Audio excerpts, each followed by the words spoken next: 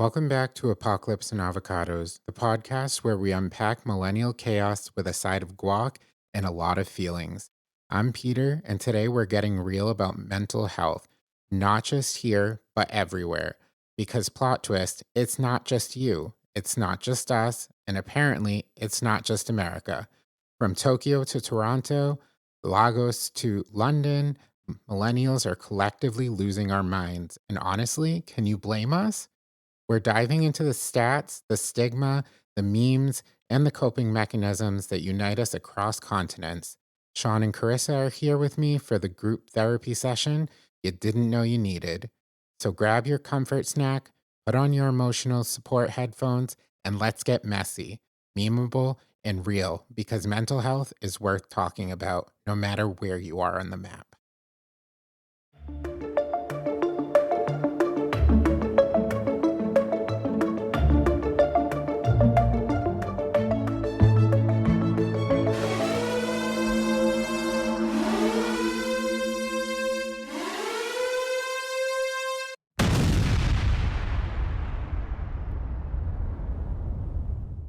Apocalypse and Avocados. We're going to start with some numbers today that's going to make everybody a little bit uncomfortable, no matter what continent you're on. And before you ask, yes, I fact checked these while having my own existential crisis last Tuesday at 2 a.m. in solidarity with millennials worldwide who apparently are losing their minds together. So just got to go over some statistics here, and then we can just go ahead and talk about them. So it might come off as shocking to you, but that's probably what we're going for. So 44% of young adults globally report having mental health problems. 19% of millennials worldwide rate their mental health as poor or extremely poor. And 32% of the global population is currently experiencing mental disorders. That's Wow. insane. So we're not special. 44% of the young adults globally are struggling with mental health. That's nearly half of everyone aged 18 to 30 on this planet. Wow. So, Shaun, when you Sorry. first heard these statistics, what was your gut reaction? Did any of it surprise you at all? I mean, I guess those numbers are a lot bigger than what I would expect them to be based on what people talk about. But when you think about it and you think about what you hear everyone going through on a daily basis, it's not surprising that many people deal with mental health issues because I feel like it's a big part of everybody's life and a lot of people just try to ignore it Yeah, and hope it goes away. I agree. But for me, what's resonating is that 18 to 30, so half of everyone in that age bracket is experiencing some sort of mental illness on the planet. That's not just here in the US. That's insane. So, Carissa, you've been to a bunch of different countries. We've traveled together. Have you ever noticed, just having conversations with the locals, that is anything happening differently that you might have picked up on? Not really that I noticed, conversation wise, but I mean, everybody lives differently. It's a lot different than being in the United States. I know we're considered like a richer country. So when you go to other countries, I can see how people's mental health would suffer if they're considered, poor, they don't have a lot of money. I know when we come off cruise ships, there's a lot of people that are trying to barter and sell their arts and crafts and things like that. And I'm sure that definitely takes a toll on their mental health because they're just trying to feed their families. Exactly. And you have to deal with the people going crazy and being yeah, how they start haggling back and they're like, no, I'll give you three. I'll give you $1 for three of them. And it's like, you don't know how that's affecting their family. You don't know what their this is their livelihood. Right, exactly. And that And alone can wear on somebody.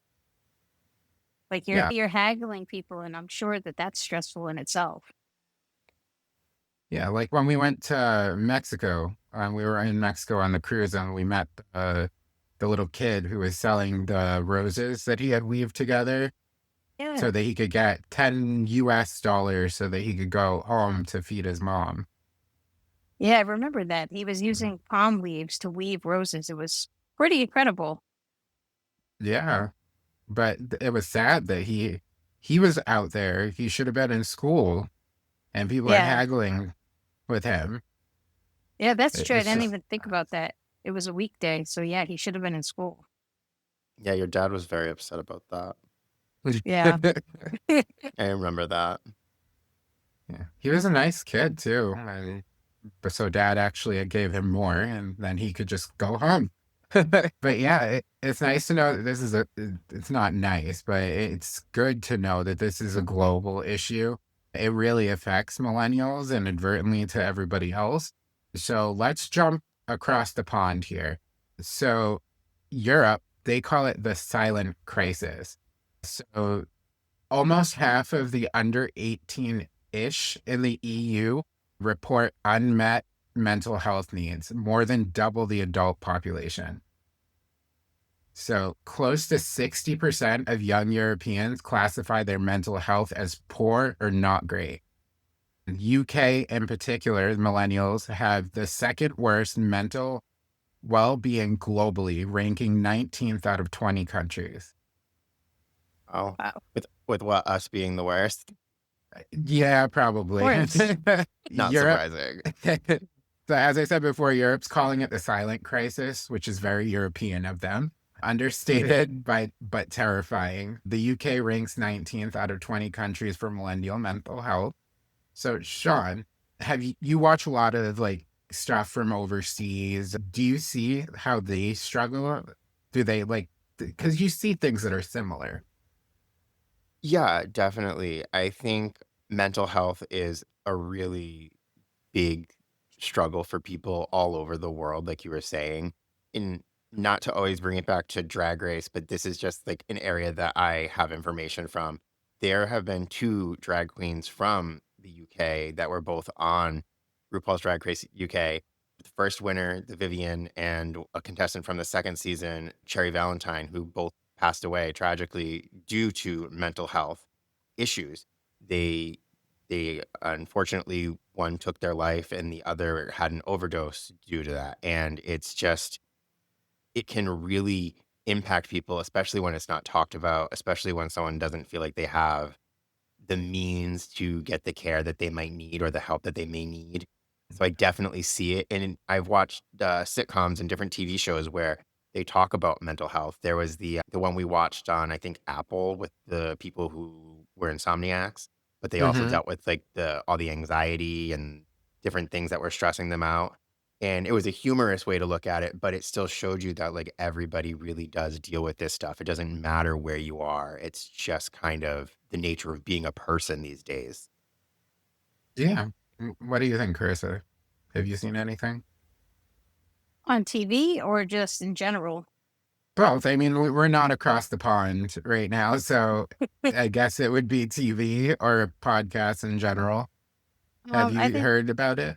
I think there's a lot of well, let's to put this into perspective, the fitness industry is blowing up. It's been blowing up over the past 6 or 7 years. It's expected to grow substantially by 2027. And I think a lot of that is due to mental health. Um, I Mm. know from experience a lot of people that struggle with mental health go to the gym to help kind of regulate their moods and the endorphins and whatnot. So I could definitely see how it's a bigger issue, especially across millennials. We dealt with the pandemic that was huge, and being confined to a household. I mean, there were six of us here, and you can't go 6 and anywhere. 4 pets. Yeah, it was intense. Mhm. I mean, that weighs on a lot of people. It definitely does. It was a stress, and we'll get to our stress in a little bit. But I do want to touch on some of our other listeners that we don't necessarily hear from. It's a very close-knit group here. I'm gonna touch on some Asian mental health here statistic. So 77% of Indians display at least one symptom of stress, with younger generations most affected. Also, Japanese youth experience the lowest mental well-being globally due to academic pressure, which is something we see in movies a lot and just from hearing in Asian cultures. But to touch on that as well, 90% of 15-year-old in the Netherlands rate life satisfaction as 6 out of 10 or higher, while only 62% of Japanese children score similarly. So in India, 77% of people show stress. And in Japan, they've got a word for social withdrawal. They call it, and don't crucify me, hikikomori. I think it's what it is. When hiding in your room becomes a natural cultural phenomenon, you know society has hit rock bottom. So, Carissa, we do have friends that, or you have a friend that we did meet on a cruise ship that currently lives in China. I believe she's an English second language teacher. Have you heard anything about what she has to go through over there, or like how the children are different? Maybe they deal with things differently. Not recently. I know in the past that she mentioned that the power goes out a lot. They lose Mm, Wi-Fi a lot of the time, and academics are a huge thing. It's important for the kids over there to learn English, so they take school very, very seriously. Whereas I think here we don't take school serious enough. right. I mean, it doesn't help that there's 50 states with 50 different curriculums of how the United States works. Yeah, that's true too. It makes it Like, more difficult. one of them's teaching that we're awful people here in the North. The North is saying that they're the smartest people on earth. It's crazy. We need a unified education system. And I think that is a huge stress, especially on our economy and the way that we interact with each other in this country. I'm gonna It can spiral cause a here. lot. I No, think no, I'm sorry, go. Oh God, oh, I'm you're gonna. gonna I have spiral. to. I have to spiral because you know what? Our country is a fucking shit show. And maybe Yeah. if we could get it together and actually be the United States, then we could fucking go somewhere. But we're not. It's still the North fighting the South, like it's always been for Yeah, all these years, which is sad. it's true. I mean, we And we, saw on a TikTok earlier that it was the cops had pulled over, or the Border Patrol had pulled over a Native American family because they thought they were Mexican. oh my And god, yeah, and they asked him where they were from. And she goes, "Here, we're firstborn here. Where the fuck are you from? We're Native American. This is our country." wow, good for her. Yeah. Yeah. So they knew they had fucked up right then and there. So Good. they were like walking away, and she's like, "Your skin is just as tan as me, fucker." She was crazy. Shaun, I think you saw that one too. Or maybe Yeah, you're that the was one a who good sent one. it. No, I think your mom sent it. But yeah, like you said, there's a lot of shit going on in this country. It can be extremely taxing on your mental health, but it Yeah. doesn't get any better. And we'll touch on a few other things that are contributing to that. So here in the Americas, financial stress is an overload. So in the US, 73% of millennials have financial anxiety, and 49 percent have actual panic attacks about money, which is I, I'm one of nuts. those. Yes. So in Latin America, every additional stressful life event increases depression odds by 18 to 25%. Wow, that's So insane. just here, the countries that are attached to on this side of the globe are dealing with it, and they're seeing it manifest in different ways. Financial is obviously a major one, especially being part of the millennial population. We don't have as much money, and we're still struggling to get by. So we're kind of in that shitty middle ground there. But real talk time. Shaun and Carissa, have either of you had a panic attack specifically about money? Yes. I have.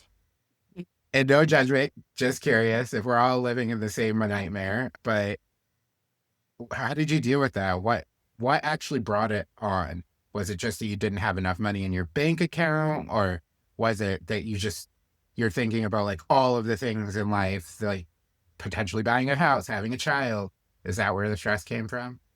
Yeah, it's more of the stress of what you're gonna need money for, not necessarily what I don't have money for right now.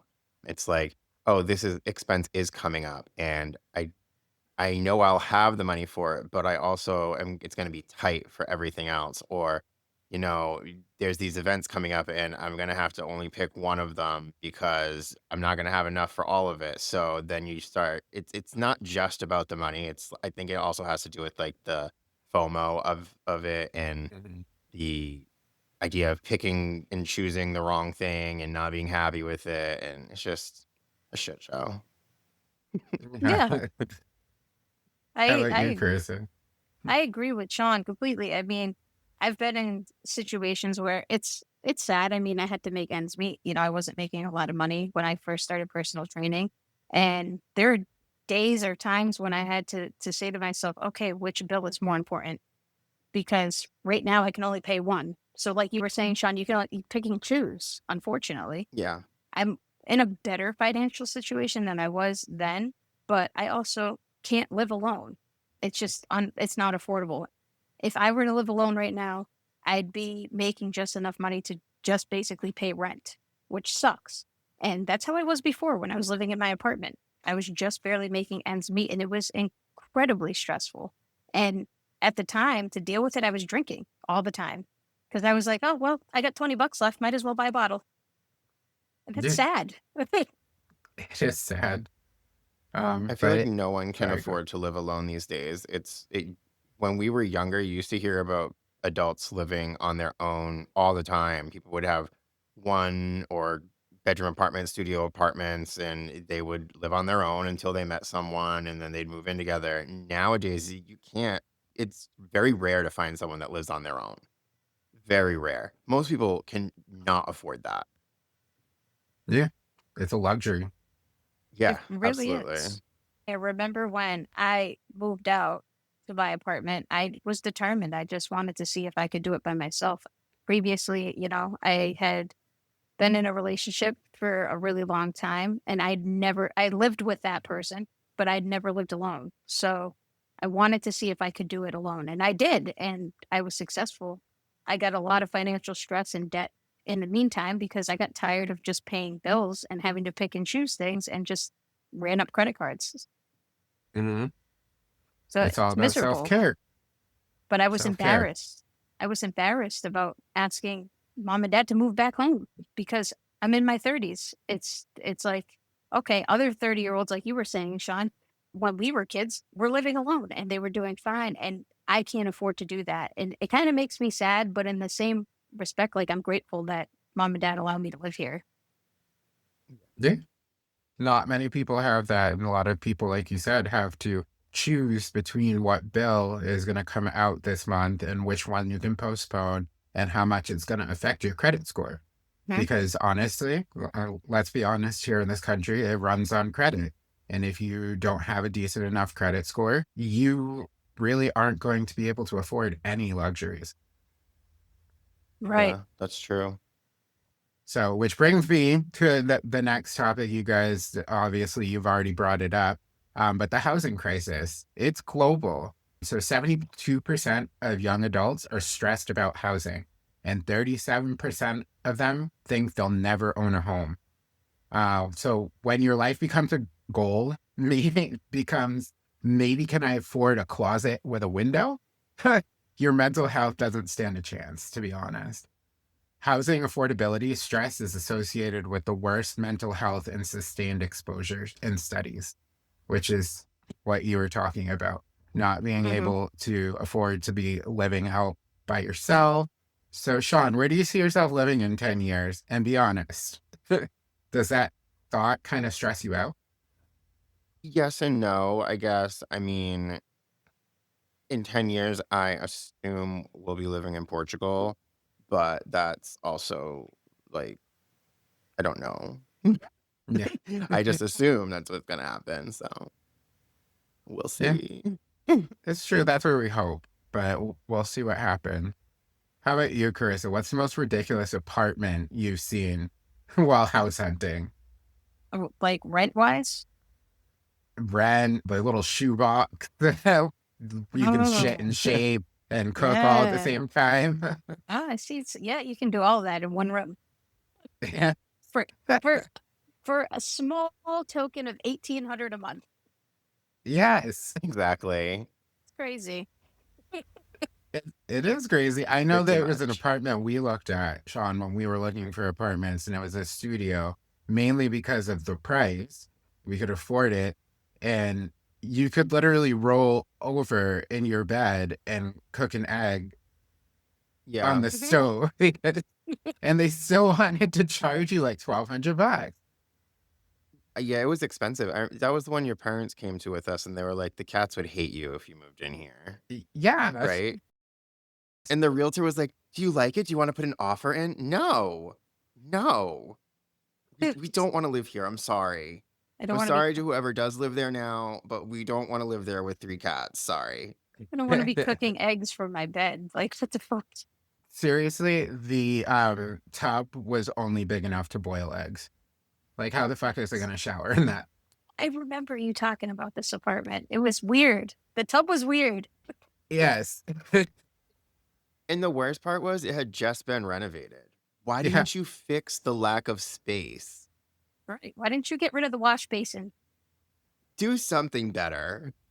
Like I was so you remember the movie Elf with Will Ferrell, and he's showering in the little tiny shower. Oh, yeah. And he's like singing, oh yeah. See, I'm 6 foot. So me, that shower, I would have been like this, standing in it, just like Tilting him. your head to get it under the water. Yeah, that's terrible. You're not gonna charge me that much to fucking Nope. shower in, like, out in the frigging safari. No So, thanks. so small you have to have 1 foot out of the shower just to stand up in it. You have to have like one ass cheek outside, one leg. You have to like crick your neck a certain way. Yeah, it was ridiculous. It's miserable. Do the Sasha Colby. But anyway, yeah, that's a big issue, but it's nice to know, not nice. Again, it is important for people to know that it's a That's a really awful global saying that we have. Sorry, I didn't mean to cut you off. It's just what? that's a really awful saying that we have here in the US. It's nice to know. Yes. It's Nice to always know. used in like the worst possible situation. It's how we deal with things. But it's good for our listeners to know that it's a global issue. You're not alone in this. But that brings me to our next stressor, another issue with our mental health. Social media. We talk about this Ah, all the yes. time. Oh, I wanted yay. to bring that up too. So I'm glad you went there. So, just some quick little facts on this that a lot of people might not know. Social media users worldwide are 2.7 times more likely to be depressed. We're literally paying people to feel worse about ourselves in every language. But Wow. also, 52% of young adults say heavy social media use negatively affects their mental health. And 71% of 18 to 24-year-olds use Instagram daily, linked to increased depression and anxiety. So if you did not believe us before, social media is the devil. It could help you in certain ways, but it is pretty detrimental to your mental health. But just a little quick check-in before we dive in. Shaun, Well, what's your most toxic social media habit? And don't lie to us. my most toxic Yes. currently or like ever. That's current. Whichever you feel. Well, I would say the worst one I had was during COVID, like the beginning of COVID when gay Twitter was exploding. I Mm. felt really bad about myself because my life did not like match up to what was going on gay Twitter. So I was like using it to evaluate whether or not I was successful, whether or not our relationship was good, whether or not I was having enough sex, all these things. And I'm like, hold on, this is not real life. Right. So I'd say that was a pretty toxic habit on social media for a while. Carissa, how about you? Oh, man. There's a lot of things that I do that people shouldn't know, but should know. I Wow. always get Spill sucked the down. tea. I get sucked down the rabbit hole of these stupid reels that are like, I don't know, it'll start with like positive affirmations and end up down the rabbit hole of like tarot card readings and what my future holds. So, I mean, that can get kind of messy and stressful and chaotic. Yeah, definitely. Perfectly on brand. I'm not big on social media. To be honest, since we started this podcast, I've become more versed with the social media doing it.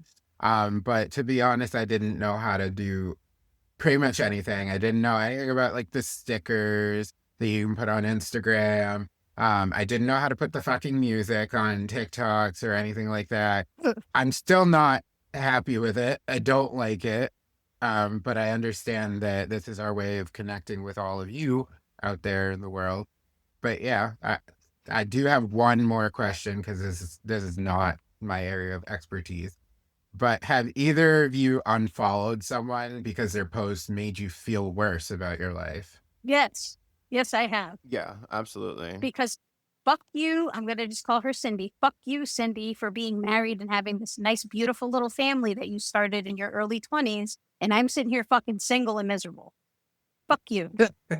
Yeah, I've unfollowed people. One thing that I hate on social media is when people will like brag about not unfollowing people who constantly post stuff that they don't agree Mhm. with. But listen, it's my social media feed. I don't want to read your bullshit, so I'm going to unfollow you. Why the fuck do I want your negative ass bullshit in my feed? Goodbye. That goes for all the bigots, the homophobes, transphobes. Get the fuck out. Anyway, Yep. now that I've spiraled a little bit, another thing. Oh shit, I kind of lost my train of thought there. Whatever. I just Hop It back does. on the train. what were we talking about again? It fucks with your mental health Oh, seeing these unfollowing people. people. Yeah, it fucks with your mental health. And the ones, some of them like that seem like it's just all hunky dory and their life is fucking amazing. Yes. No. Cindy, I know you fight with your husband, Cindy. Yeah. Sometimes they just gotta go. Gotta Yeah. get the chop. Yeah. I I don't like agree. when people post 900 billion things of their life because it's like you're only posting things that you want people to see. Behind closed doors, Mhm. nobody knows what's happening. But I can honestly Mhm. tell you, like at my age, it made me kind of sad. So it's like I want those things, but I don't have them yet. And then in your head, you start to spiral and you think, am I ever going to have this? I'm getting old. Oh my God, I'm never going to have kids. I'm never going to get married. What the fuck am I doing? Why do I still live with mom and dad? That shit is depressing. It is. Yeah. It takes a lot out of you. But yeah, it's also brings me to our next point, and something that I know that you both will agree with me on this. Therapy.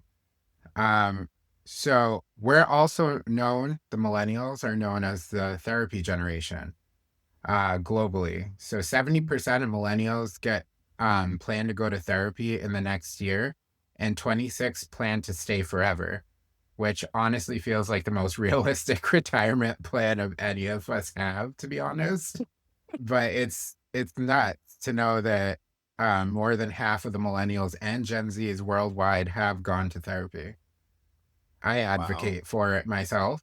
It's great. I think that people, if you have the ability to, and we will touch on the other ones after this, absolutely vouch for it. But to have a little bit of fun and open up here, Shaun, what's the most millennial thing you've ever said in therapy? Like something that would even make a boomer therapist go, what? I don't know. I feel like everything I say probably makes my therapist go, "What the fuck?" I feel that way too.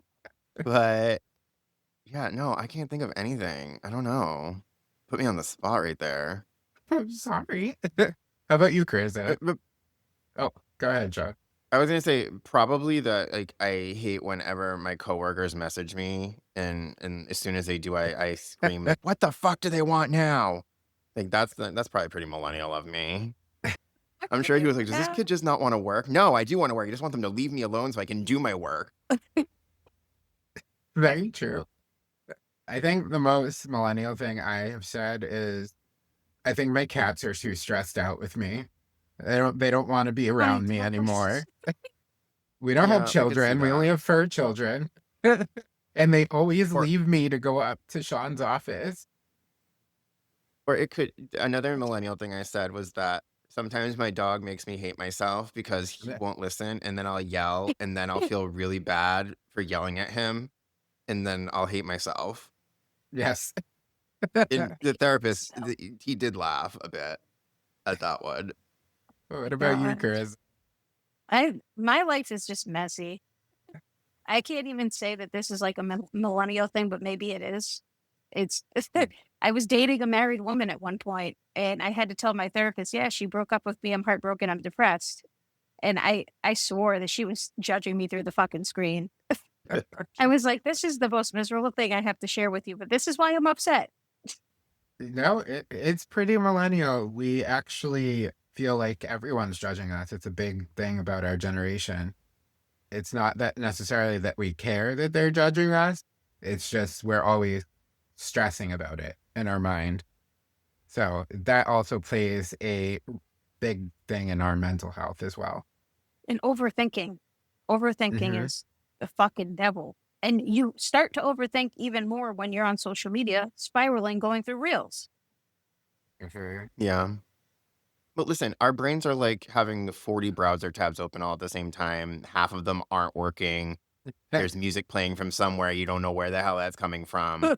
But it's just, you're clicking through everything trying to find it. Yeah. Yeah. And the way that we do is we find coping mechanisms, but our number one global coping strategy is distraction. Did you know that we're Yep. avoiding our problems so effectively? We've turned procrastination into a survival skill. Sorry, on that topic, I just want to point out that one of the major reasons that sitcoms are so popular and that binge watching is such a big thing is because laugh therapy is a real thing. Laughing increases dopamine and reduces the Mhm. stress hormone, which absolutely makes sense as to why so many people have comfort shows. People are obsessed with shows like The Office and Parks and Rec, How I Met Your Mother, all those comedy style shows where they're short, easy to watch, and they just make you feel a little bit better when you're done watching them. Mhm. Yeah, dark Yeah. comedy, dark humor too. It's big Yep. with our generation. So just to go back with that, top millennial coping strategies globally, problem solving is 64%, positive cognitive restructuring, 64%, and it's 55% distraction. So distraction is our primary coping mechanism for us and all younger generations. Hence social media, like you said, streaming, and just like distracting from our day-to-day life. That's how we get by. We've turned it into a survival skill, which is really sad. But confession time, Shaun, what's your Uh-oh. weirdest but most effective coping mechanism? And don't say going for walks, because we all know that's code for something else. That's code for this. Yeah. No, that's probably my coping mechanism, my biggest one. But if I have to choose something else, because we're not gonna, you know, advocate for something that's not possible for everybody, I would say I have, I guess, a couple things that I do. Screaming into the void is extremely helpful. Never like discredit the effect that just letting out a good scream will have for you. Another thing is don't dwell on it, don't hold it in because a lot of times you'll snap at the littlest thing. So I try to get it out. Even if it sometimes will cause a bit of an issue, a lot of times it will cause less of an issue if you get it out then than if you hold on to it and have a craziness happen because you're pissed off about something. And then the third one I would say is to just take some time for yourself every day to, even if it's just 5 or 10 minutes, to enjoy something. If it's sitting outside, if it's petting your dog, if it's listening to music on your headphones alone, anything that makes you feel happy or a little tranquil for at least 5 to 10 minutes. You deserve it. Work hard enough. Those are the things I do. Another big one, just because our brand, masturbation. That's a good one for Yes, people. that I do that like 4 or 5 times a day, so Good. That's very healthy. just kidding. Just kidding. No, he's not. He's not kidding. Some days, not It's- always, not every day. It's good for It is actually. I don't have any statistics on that. I did not look that up. That was just good coping mechanism. But yeah, I agree with Shaun. I like do not disturb. Obviously, you need to take time for yourself. Put that fucking phone down, put it in do not disturb. Those problems will still be on the internet when you go back to it in 30 minutes. Take time for yourself. Leave the phone. Just relax. Would you like some information on masturbation benefits? I'd rather not. Let's get into it. Stress relief, release of dopamine, endorphins, and oxytocin. Did I say that right? You said it Oxytocin. right. Yeah. Reducing stress and anxiety, improved sleep, sexual health, pain relief. It can help relieve menstrual cramps and headaches. Oh. That's correct. And prostate health. Oh, that's a different kind of masturbation. Cool. That's it. Moving on. No, it says regular ejaculation can help reduce men's risk of prostate cancer. Well, if we weren't going to get canceled before, we definitely will now. Let's get backed up. Okay, you sickos. I wish I didn't bring it up. You went there. Another did. thing that people do, this is globally, is retail therapy. So, Yeah. Carissa, Yeah. what's the most retail expensive therapy. thing you've bought as self-care that you absolutely did not need? A pair of sneakers. Because I have like 800 Oh, I of have them. one. I bought a $150 pair of sneakers like a few weeks ago because I was like, you know what? Fuck it. How about you, Shaun?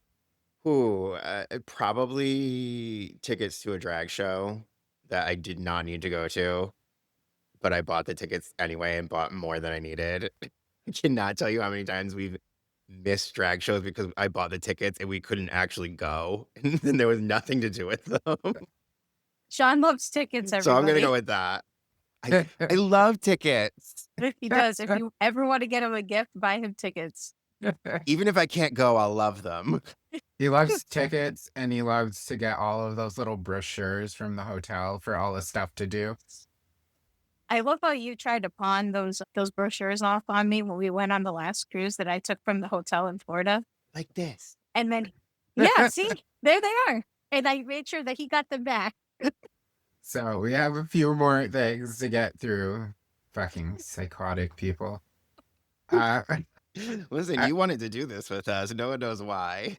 It's therapeutic for your mental health and mine. But so since we're on the topic of coping mechanisms, so let's do a little show and tell. Everybody share one healthy coping mechanism and then one that's probably concerning but works. So I'll go first. One healthy coping mechanism is, like I said, the do not disturb.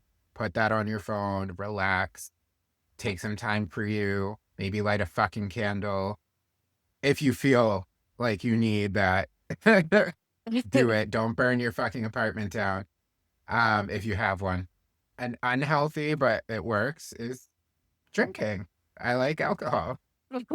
How about you, Shaun? Yeah, I was gonna say that I sometimes do, I should probably do it more, is meditation. That's a good one. Whatever you have time for.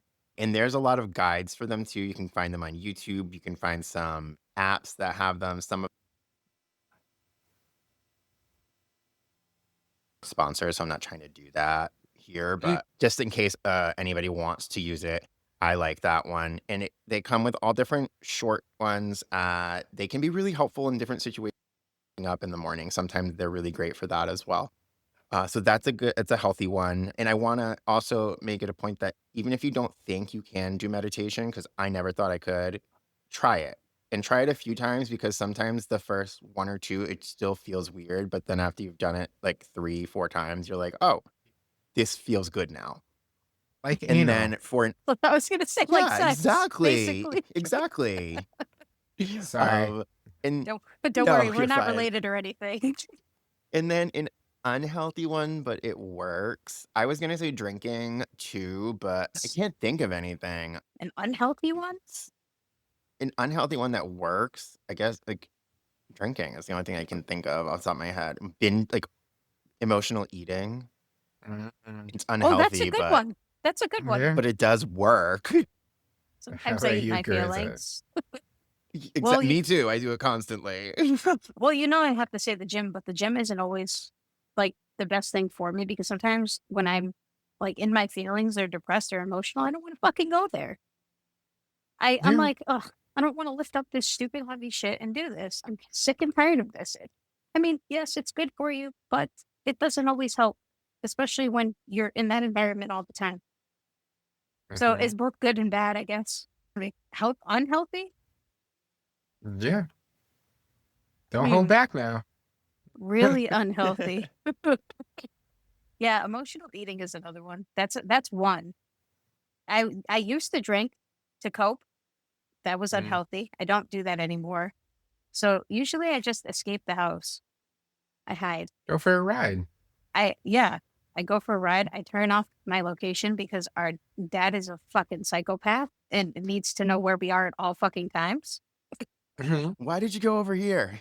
He What were you asked me doing? one time, I just needed to go for a ride because I was in my feelings and I was miserable. And I took the dog with me and I went just like cruising and I went to Rutland and whatever.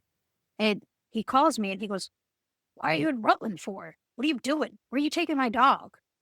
And I'm like, There. "Why the fuck do you know that I'm in Rutland?" "Oh, I checked. I saw your thing moving on the iPhone." I just want to get the fuck away from you. Yeah, I can see that. Yeah, just to touch off of that. So also, I don't know if you guys are aware of this. We're experiencing a global loneliness epidemic. We're the most connected generation in history, and the loneliest. We have 8.4 social media accounts on average, but can't make one real friend as adults, which is really fucking sad.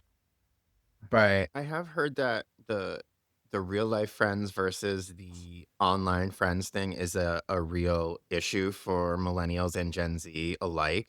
That it's easier for them to find us and them to find communities online and interact with people online rather than being able to find them in real life and have like in-person interactions with them. yeah, just a few things to touch on that. 67% of millennials feel isolated or lonely due to lack of social interaction. Also, the percentage of young people who no longer meet friends outside of school nearly doubled globally post-pandemic. Wow. And That's crazy. 30% of 18 to 34-year-olds experience loneliness every day or several times per week. So my life is going to get better in a couple of weeks because I'll be 35 instead of 34. So Carissa and I have already left that part of the loneliness era. Yeah, I Yeah, you guess guys have no so. reason to bitch. You can't be lonely anymore. We're not allowed to feel lonely, Carissa. I don't. I just take the dog with me everywhere I go. But real talk, honest moment, Shaun. When was the last time you hung out with a friend without it being planned weeks in advance? And I actually mean hang out, not just text it. Martin counts. Okay, well then, when last time Martin came over, that would be when? So the last time Martin came over was 4 Like a episodes month ago. ago? 4 or 5 episodes ago. Yeah, it was Mother's Day, wasn't it? You just made it worse. Yeah. Sorry. Carissa, have you ever We felt can cut that. lonely while surrounded by people? And what was that like? Yes, people Yeah. fucking suck. I was I just was, gonna say that a lot of people feel lonely, especially in our generation, even when they have all their friends around them. yeah, I think it's just sometimes you just get in your own head and everybody Mm, around you can be having a conversation and you have nothing to contribute to the conversation because number one, you don't know what they're talking about, or two, you can't relate to it. So you just sit in the room and you just listen. And it kind of makes you yeah. feel left out. True. Speaking of the topic, and you touched on it before, talking about making friends as adults. So apparently, that's a global crisis. So I want to know, what's the weirdest place you tried to make friends? Weirdest. I'm trying to think of a weird place. I make friends everywhere I go because I don't shut the fuck up. But I don't know. Weird place, huh? Stumped you. You did stump me. I mean, you can go like to a breakfast diner and try and make friends with like the waiters and stuff. That I think that's pretty fucking weird. This is the awkward thing for me is that I've met so many people at bars and stuff, just like when I used to drink all the time, and they'll come up to me on the street and they're like, "Hey, Carissa," and we're like besties, and I'm like, I don't even know who the fuck this is. I have no idea who this is. I don't remember meeting this, but yeah, dude, we're friends. That is weird for me. Extremely weird. There's other weird things. Like Shaun and I, we work remote. Our companies are completely remote for the most part. We tried to make friends with our remote coworkers, and we did with one in particular, and she came from Chicago to see us. So, I mean, as an adult, it is possible to make friends, and it does happen in the weirdest places, but you guys just have to be open to it. Speaking of which, there are now dating apps for friendship. I didn't know if you guys knew this. One in particular that goes Buzz Buzz, I'm not giving them the actual name, now has a specific separate app from their dating app for friendship to make friends. And you match the same exact way, but it's with mutual interests. So you guys can meet up in the real world. It's kind of cool. So if you want to, go try it. But I hate this because it's still like you meet somebody through a screen. yeah, but it could eventually turn into an organic friendship. You honestly, we Yeah. live in the age of technology. People are always in front of a screen. You want to meet people. It's You're going directly to the source at that point. Yeah, you're right. But Hopefully, as long as they're not a catfish. and even sometimes they're a blobfish. That's totally fine. Right. Sometimes they look like they should be collecting tolls under a bridge, but they tend to be the nicest people in the world. Sometimes. Hopefully. It's that they tend to be. So this shouldn't shock you guys, shouldn't come as a surprise that our generation uses dark humor as a coping mechanism. That is something major with us, and mental health memes is a way that it manifests. So we've turned depression into memes because it's easier to joke about wanting to disappear than dealing with why we feel that way. Dark humor is our generation's emotional immune system. So, what's your darkest meme you've laughed at recently and probably concerned your friends with? I can't say a meme, but like a reel that me and one of my friends, we share reels with each other all day, every day, and it's usually about work and how much it sucks. One of them was I've had I don't know, I'm so sick of my job or work or whatever's going on in the environment that I've started hissing at people. I would if we actually saw people. And I think it's funny. It was funnier amongst me and my coworker because we do actually hiss at each other when one Oh, of us is having jeez. a bad day. Oh yeah, it's great. If he hisses at me, I'm like, all right, fuck off. We're not talking the rest of the day. She's gotten feral. But it's also another way that we deal with our depression. We also put depression memes out there. Those are really fucking bad.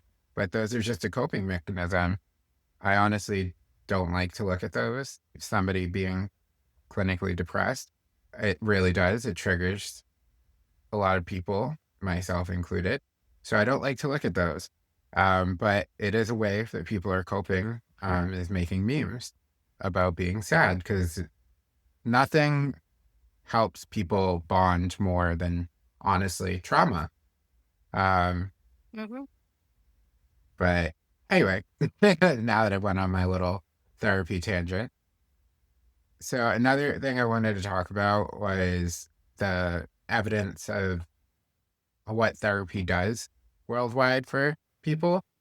And I know that we would bring it back to therapy because we're all big advocates for it. I think we lost Shaun.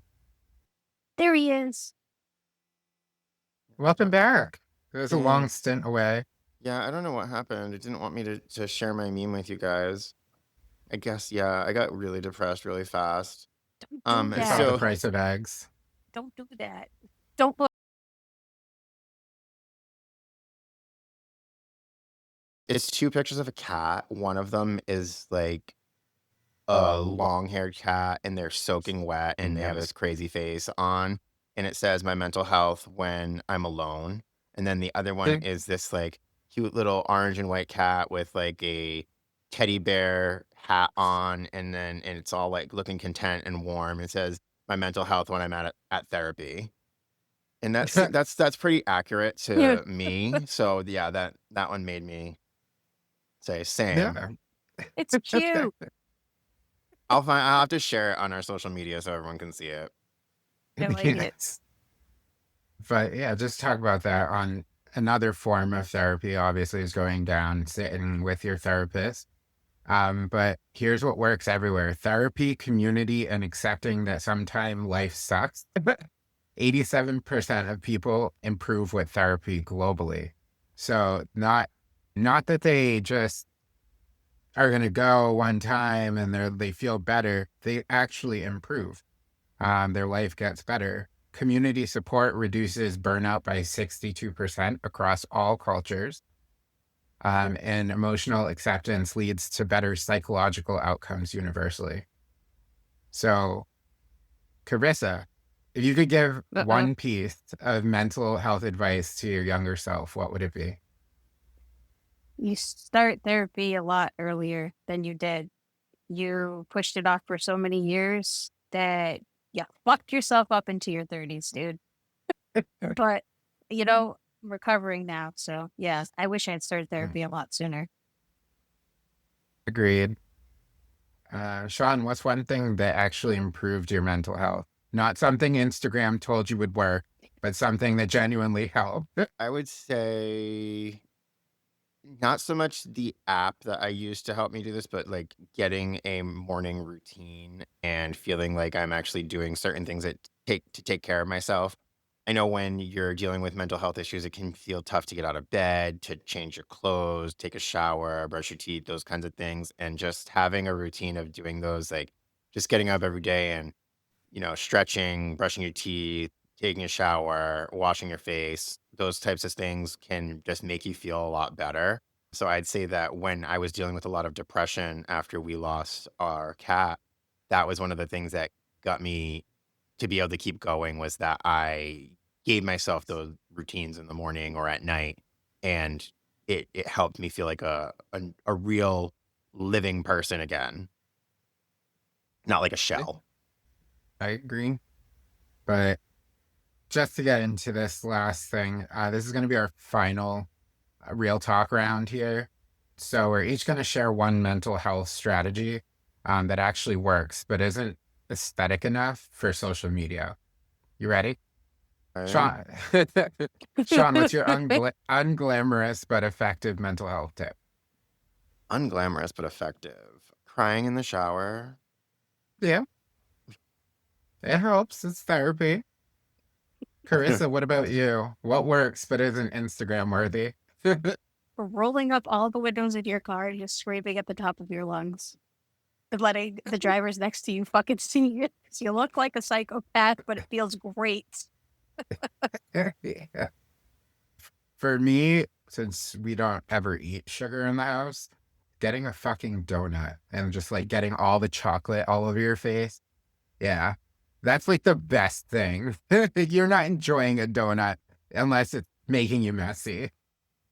But that was kind of all I had. But just in closing, your mental health struggles aren't a personal failing. They're not unique to your country or your culture. Whether you're dealing with housing stress in London, academic pressure in Seoul, or financial anxiety in Sao Paulo, you're not alone. What would you want to say to someone who's listening who's struggling right now? I would say that it gets better. Hang in there. I know that it's hard and it feels like this is like the worst it could be, because when you're dealing with a problem, that's always how it seems. But once you get through it, you're going to look back and realize how strong you are and how capable you are because of what you've gotten through, and how resourceful you are as well. Carissa, any final thoughts for our global audience who might be having a rough time? Keep getting up out of bed every day. As much as you don't want to do it, get up, get out of your house, get fresh air, do something. Don't stay lost in your thoughts. That is the worst thing you can possibly do. I've been there. Mine would be, if you have access to therapy, go. It will only help you.